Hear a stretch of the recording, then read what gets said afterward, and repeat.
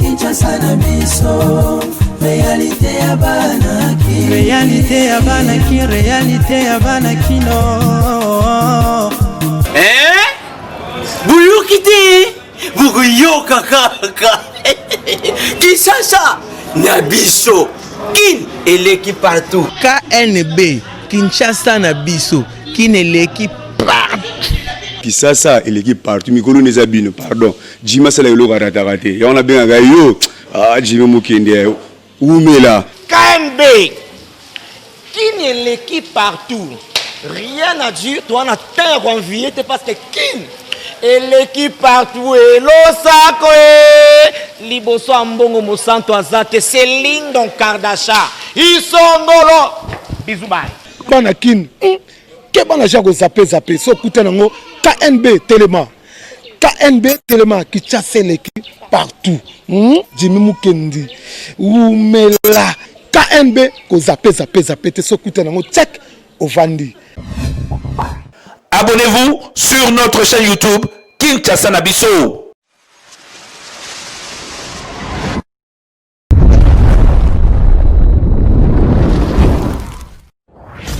Bonsoir na bafidèle Nyon sur magazine Kinshasa na biso. Oyo ezala la te pona ko informer bino pe ko la ba vraie réalité à Kinshasa.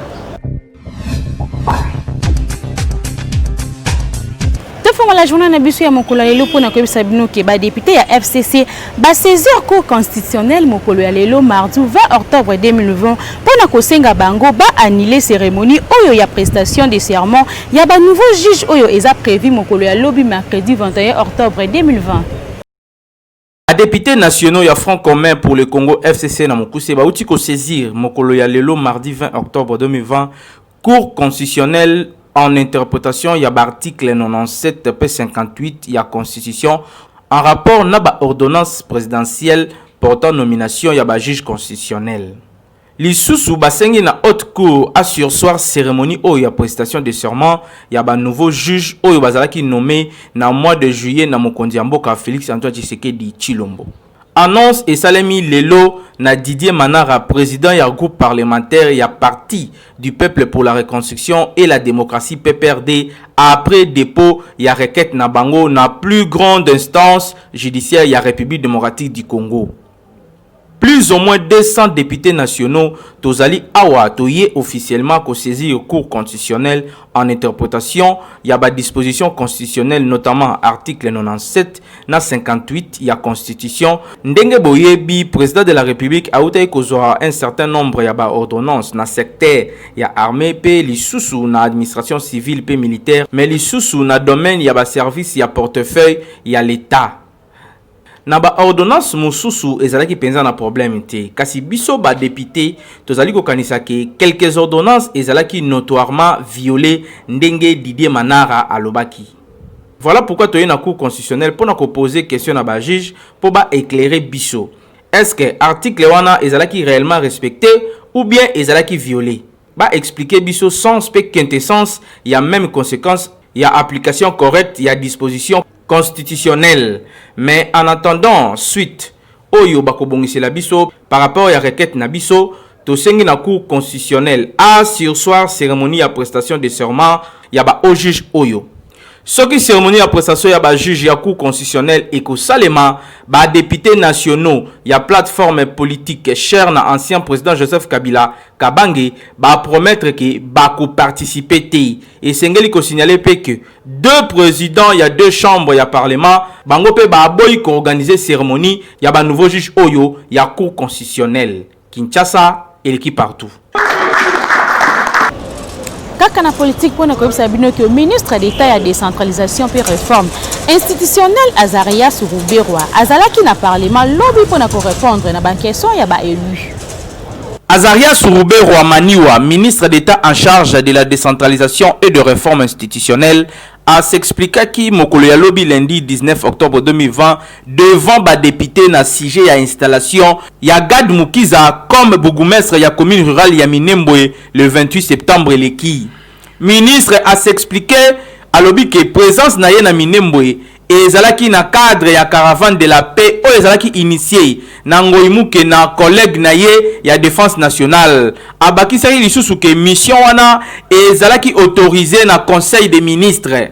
Sujet ya interpellation oyo ezali matière oyo ezali ko relever légalement pe constitutionnellement na province. Ngai mission na ngai ezalaki national pe na salaki yango en nom et conscience ko bandana e bandeli tina suka ndenge alobaki. Devant ba député Azarias Rouberwa atangaki procès verbal oyo ezalaki signé na gouverneur Théo Kassi lors ya installation ya Gad Mukiza comme bourgmestre ya Minembwe. Ministre Koutou a expliqué que Gad Mukiza oyo azalaki déjà en fonction depuis 2 ans.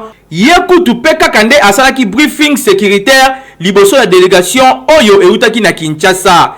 Ba député nationaux ndeti Geneviève Inagosi, Eve Bazaïba baposaki ba question ebele sur likambo yango. Pe ministre alobike akozonga dans 48 heures pour répondre à ma question Moussousou Bolanda. Il y a eu la revendication des nationalités. L'historique est là.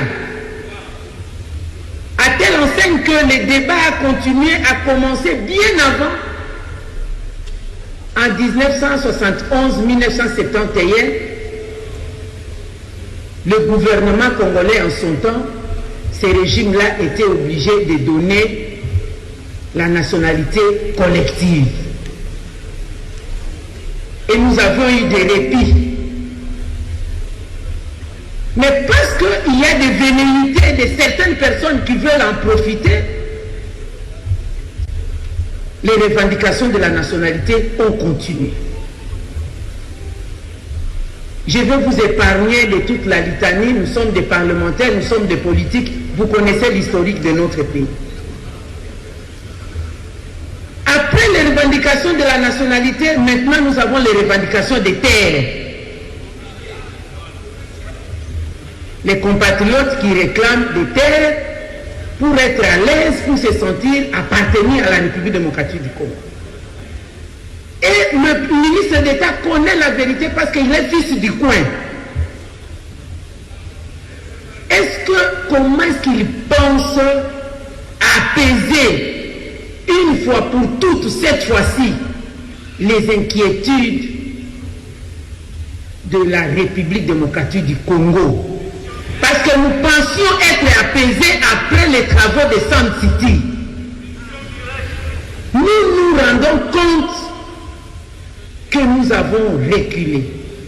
Comment est-ce qu'ils pensent apaiser nos inquiétudes en ce qui concerne cette série de revendications ascendantes?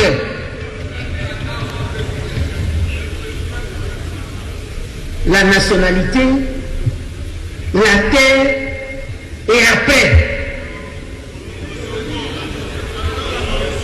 Pourquoi? Parce que après cette installation, même s'il se dédouane, mais la campagne autour de la question du Minembwe, vous avez suivi la campagne, les spots, les clips. Mais nous ne sommes pas dupes. Comment est-ce qu'il peut nous rassurer? Parce que même dans les chansons, il est immortalisé pour avoir réussi à gagner un pari. Et qu'on l'attend à un autre pari. Moi, j'ai suivi les réactions négatives par rapport à cette commune à Fizi. Il y a eu des marches, il y a eu des déclarations des Bami, il y a eu la déclaration de l'évêque, veuillez atterrir, honorable. Il y a eu la déclaration des habitants. Les Bami, les chefs coutumiers qui ont fait cette déclaration ne comptent pas non plus.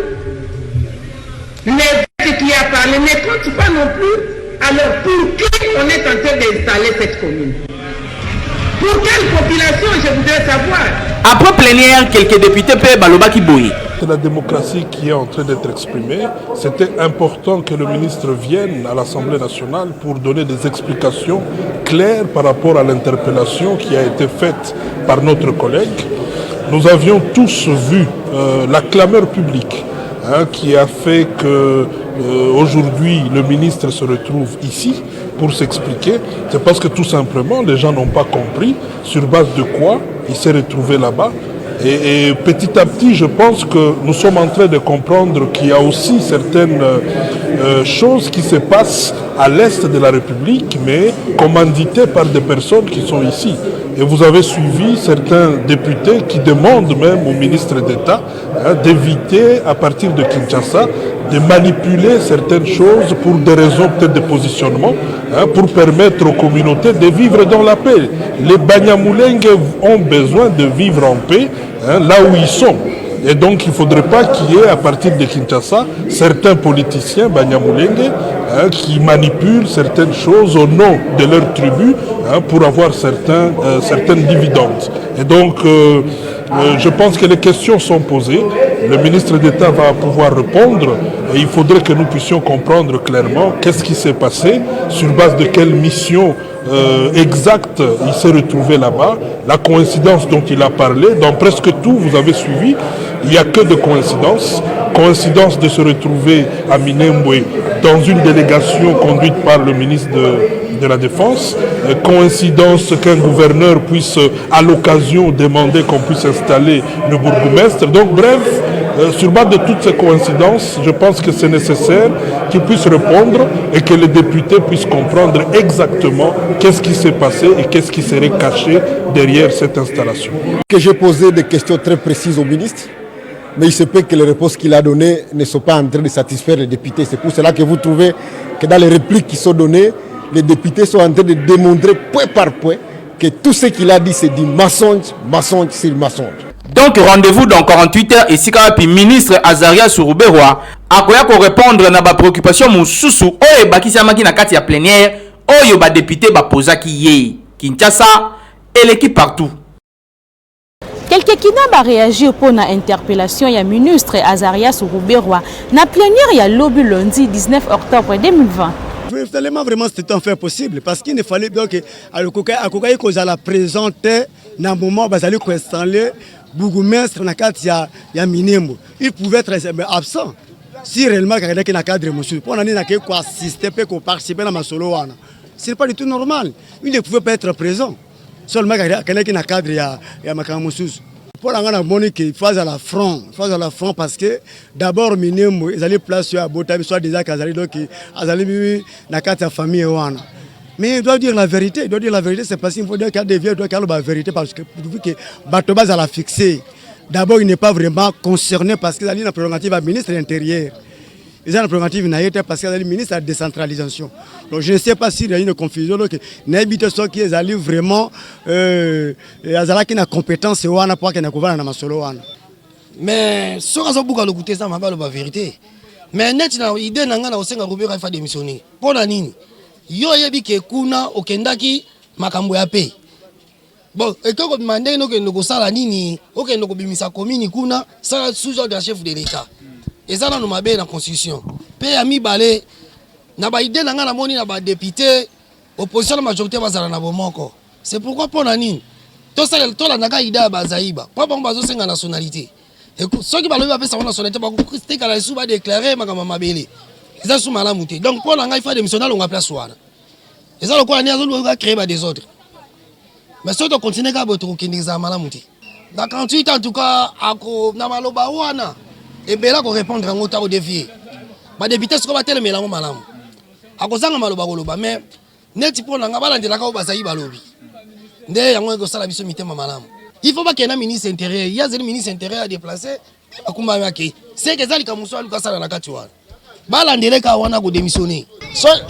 Bon, ce qui a wangani c'est que yemoka yebi makamanga salamaki parce que biso to yebi été ce qui a wangani po amoni déjà peuple ba yi pression atika na makamona ce qui azotika te vraiment eza passe monsieur Sourouberwa ye alukaka tango nyonso ye ezande lolingi keno ye azalele wana po keno asala tout à récupérer nini Minembwe po kena pona Banyamulenge. Banyamulenge baza ba Congolais te. Baza ba Rwandais o bayaka awa na Congo bavandi tango mulayi basengi mwa nini nationalité wana bapesi bango nationalité wana parti na tango Mobutu. sikoyo baza na droite ya kozwa parti moko ya RDC et comme aneti moi commune na bango propre non parce que eza pe na ba congolais mususu o baza ke no baza ba congolais d'origine te par exemple ba ndeko na biso ba uta Angola ba zombo ba déclaraka ba makamwana te non toyoka te ba zomba ba kinote opesa biso moi parti moko ya na kati ya Congo central pour que nous comme le roi neti territoire na biso non le temps que Banyamulenge et comme il est là na gouvernement donc objectif na yeza ya ko sala tout que communauté Banyamulenge et comme na moi parti moko qui nous est revenir que na bango moko et pour na ni objectif ezani pour na ko sala que nos parti est et comme un pays à part. On est à échappatoire, à ça que ndengeni tema que moi que nos population congolaise téléméli yango, mutunyo sali ko lobela yango, mutunyo sali ko télémela pour que nos parti na biso moko te kende na bapaya. Yango moni que no azali ko wangana pour que no amoni pression na zali ko komemele na libulu. Allo ba vérité ka kende ko cha ni ko gomes à s'excuser puis à abandonner nini nzela na yiwana mais azali mutu moko normalement na pays de droit il faut démissionner na pays de droit il faut démissionner si vraiment il y a solo que non président de la République na biso azako azali ko linga kete état de droit ekota kati na mboka oyo esengeli a sanctionner monsieur Robert faut démissionner alonga ministre.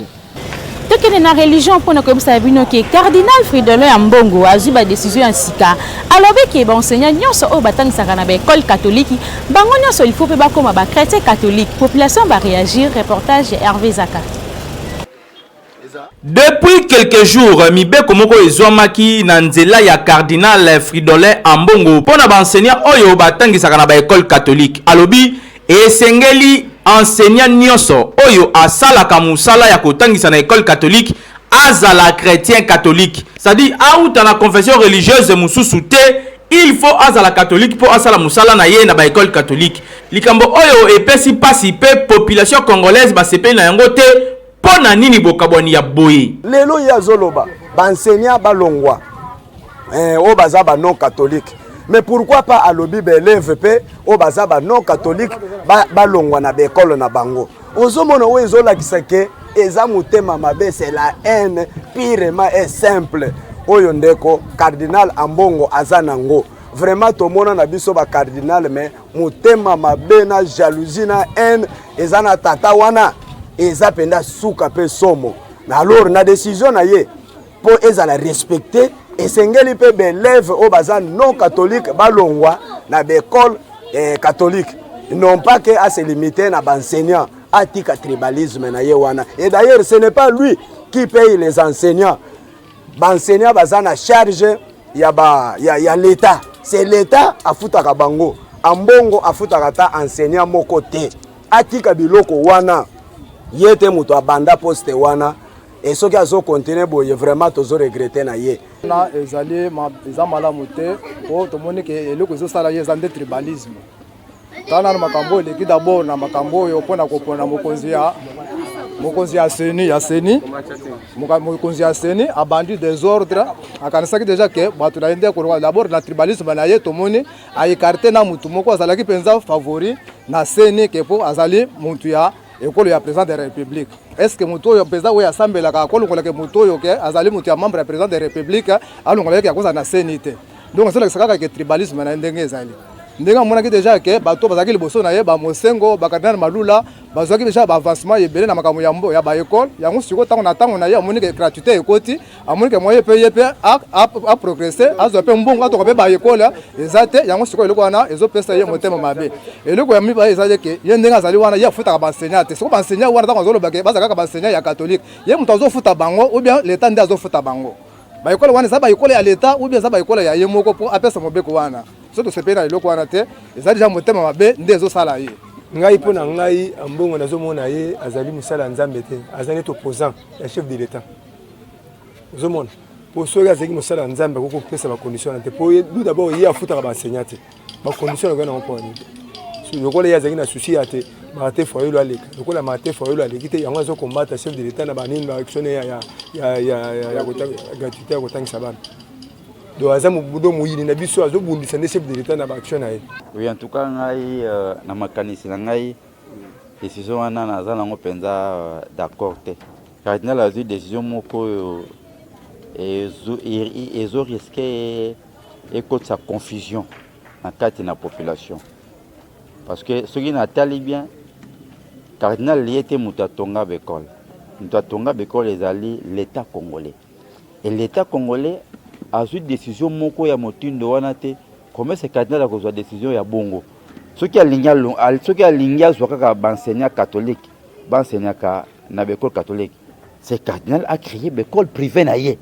Là je pense que à cause de enseignant au bazali enseignant catholique mais na cas d'espèce à cause de parce que c'est l'état congolais qui paie les enseignants et non les cardinals et bon ba ki mangi so basalango so ba protester basalango donc cacophonie okota donc cardinal o réalité pour la création ba chômage cardinal a commis qualité pour la réduction il y a ba chômage na mboka na donc pour na ngai cardinal azo sunga population congolaise oh il est single en tant que Moussa Nzambepe a sunga population congolaise bakanisi ke ezali discrimination na nzela ya cardinal Ambongo na makambo oya wuti koloba pe basengi na ye a retirer yango pona kimia ya bato nyonso jamais motopo akende ko tangisa na école catholique il faut kaka azala chrétien catholique makanisi oyo euti wapi yango na population bazali koloba est-ce que bandeko ya catholique ba yete pona ko bundisa gratuité ya enseignement oyo mokonzi ya mboka Félix Antoine Tshisekedi a tie pona ba congolais dossier à suivre. Kinshasa et l'équipe partout.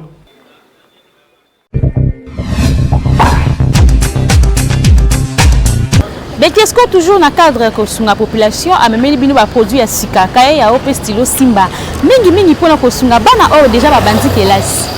Yo papa to maman ozalina nukolala yebelaka déjà Beltesco atie na disposition na bino ba kaye ya ope ba stylo Simba pona classe ya bana. Welisaka déjà osombaka bakaye na yo po lobi olobateke o ba yebisaki ngai te to yebisi yo kaye ya ope stylo Simba nde ebongi pona mwana na yo atanga kitoko boya pour la confiance na Betesco boso bakaye ya oya Betesco bakaye ya qualité ya kitoko vraiment to beli bino ya mbango po stock elingi esila ebandaki kala baninga bazo somba yo papa ozana nu na koreve tangu ifone yaka mbango soma bakaye nao bakaye ya oyo ezali awa na magasin Betesco toza pe na ba stylo Simba oyo ezokoya ezokoma ba stylo kitoko encre ya bien moi au combattant mulai ate ko na kata salle de classe yango ezokoma au salle de dépense te ba yango stylo économique yaka mbango soma bakaye na stylo ya oyo Betesco toza na bakaye cartonneau oyo ezali bakaye registre babengaka yo kalaka yo papa responsable bakaye registre ezali ya A4 na ya A5 toza pe na bakaye ozana ba joueur na balinga bakaye ba joueur ya ko soma bakaye registre qualité kitoko ezaka na kaye oyo Betesco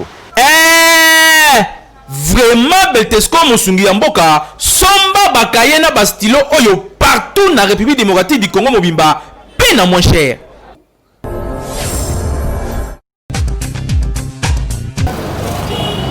Coaching na lingala ezali bongo programme ya sika oyo ye pona kosunga mutu nyonso pona koyeba kosala business pe développement personnel pona kolanda yango bo s'abonner kaka gratuitement na chaîne YouTube Jimou Kenzile coach.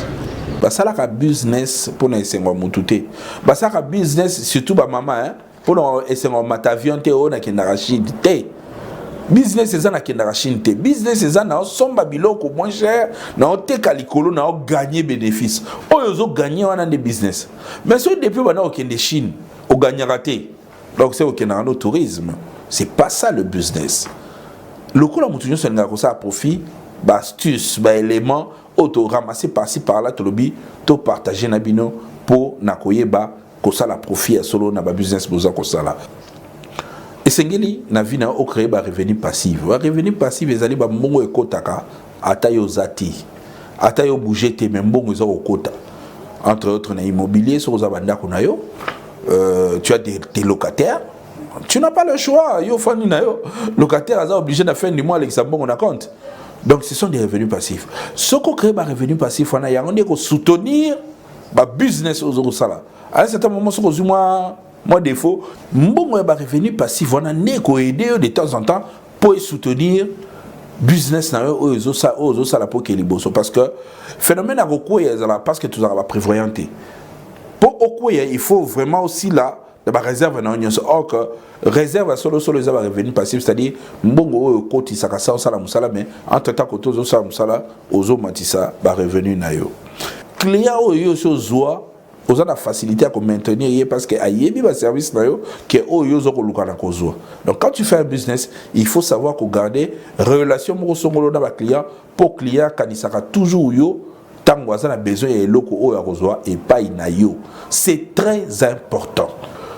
Merci beaucoup, c'était moi, Jimmy Mukendi, le coach, votre frère, pour vous booster, vous motiver, pour que vous puissiez redevenir encore la meilleure version de votre vie.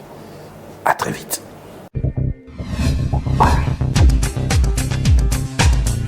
Rédaction ya KNB tosali analyse na ba hôpitaux mingi ba koma ba difficulté soki ba yambi ka malade okoyoka kaka o kana bisote to yebaka te soki ezaka pona nini reportage ya Peki Ilunga. Tosali réflexion na ba hôpital ebele ba koma kaka soki oyena ka moko ba koyebisa yo ke ka o eza bisote to yebaka te soki ezalaka manque ya ba docteur expérimenté to manque ya ba matériel na hôpital tokutana kina docteur Jano boka ndenge a expliquer. Limitation comme telle est athée main il arrive tant sous au même cas c'est par l'insuffisance matérielle. Mususu peza kamoko tangu susu mama asali automédication na ye na ndaku alors tangu zoi la yo déjà na hôpital si tu n'es na ba centre moi na déjà ibembe vous êtes obligé ya ko tinda ye na ba service compétent pour na la réanimation parce que awa to na ba réanimateur té c'est ça c'est le mal à cause mais au cas contraire en tout cas il faut toujours lutter. Ce qui conscience ça on ya malade au tali basini vitaux makabono sont respectés en tout cas na compétence nous surtout il faut on a obligé ya qualité pourvu que on satisfaire les malades c'est comme ça bon ça manque d'instinct mais ça peur donc manque d'expérience on va comprendre donc manque d'expérience parce que ton sous temps à bonika azomona na no place ya ko badela te or que osala matière na mutu mais il faut que yambana malade consulter et après au conclure diagnostic na yo ta conclure diagnostic déjà osa déjà na chemin ya prise en charge ya malade wana ezaba na bo conseil kana opesa na minganga wana donc soki parce que na médecine ba megate donc il faut faire. Donc, ceux qui ont la compétence sont en tout cas, il faut que tu musala. C'est des bons. Boki ndenge docteur Jano a expliqué, mais tozo singa na ba hôpital, bo tie ba matériel complet pour bo sauver ba vie ya batu. Po to mona pe batu ebele ba kufa kaka na ba problème oyo. Donc ya malamu ezali na ba hôpital, bo tie ba matériel na bino complet pour bo sauver ba vie ya batu. Kinshasa, et l'équipe partout. Abonnez-vous sur notre chaîne YouTube Kinshasa na biso.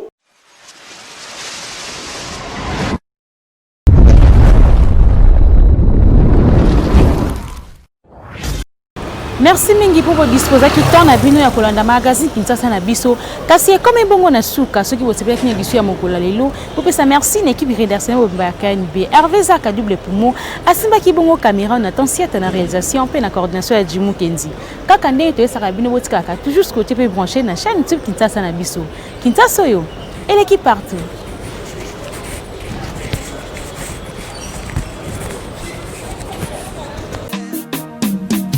Magazine,